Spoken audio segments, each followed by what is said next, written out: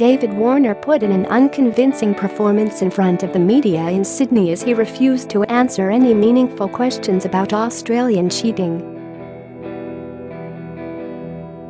There were the emotional pauses and perhaps there was a bit of moisture in the eyes, but Warner's utterances amounted to an apology and not a lot else. He is sorry for his part in what happened on day 3 in Cape Town, but when asked what that part actually was, nothing. When asked who else knew about it.Nothing.When asked if he had done anything like this before.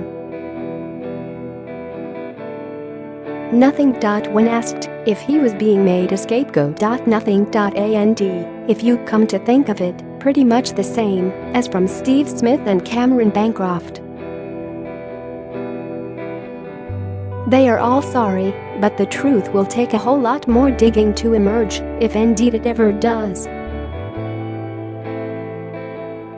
I'm here today to accept my responsibility, said Warner. I'm deeply sorry. I'll do everything I can to earn that respect back.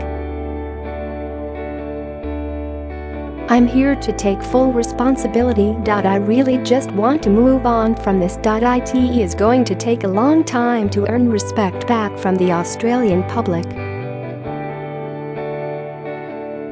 We know what the consequences are when you make horrible decisions like this. I'm really sorry for my part. I wish and hope Steve and Cameron have the same support I have with me, because it's going to be a tough and emotional time these next 12 months. In the back of my mind, I suppose there is a tiny ray of hope that I may one day be given the privilege of playing for my cricket again, but I am resigned to the fact that that may never happen. But in the coming weeks and months, I am going to look at how this has happened and who I am as a man. To be honest, I am not sure now how I will do this. I will seek out advice and expertise to help me make serious changes.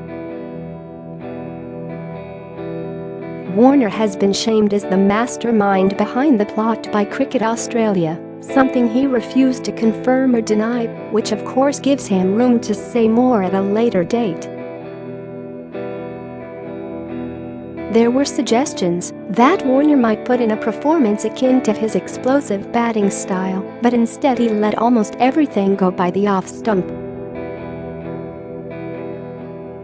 The problem for Cricket Australia is that he is still in and can move through the gears and play his shots using his tongue at any time, should he choose to.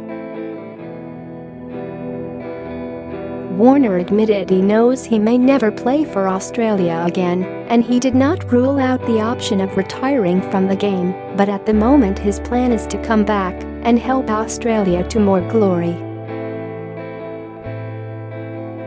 A World Cup and an Ashes in 2019 can do that to you.Over in South Africa. There has already been a shift in approach from new skipper Tim Paine as he asked for each of his players to start the game with a handshake of their opponents. A small insignificant gesture, but an indication of how far they need to climb. Warner spoke repeatedly about wishing he was out there with them playing the game he loved, but that is a very long way off. It might end up being a little shorter than 12 months away if he appeals his sanction, but he wouldn't even reveal whether he would do that.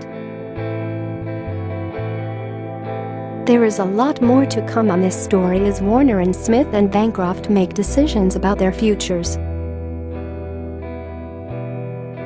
But the decision on their place in the Australian sporting landscape will not be theirs to make.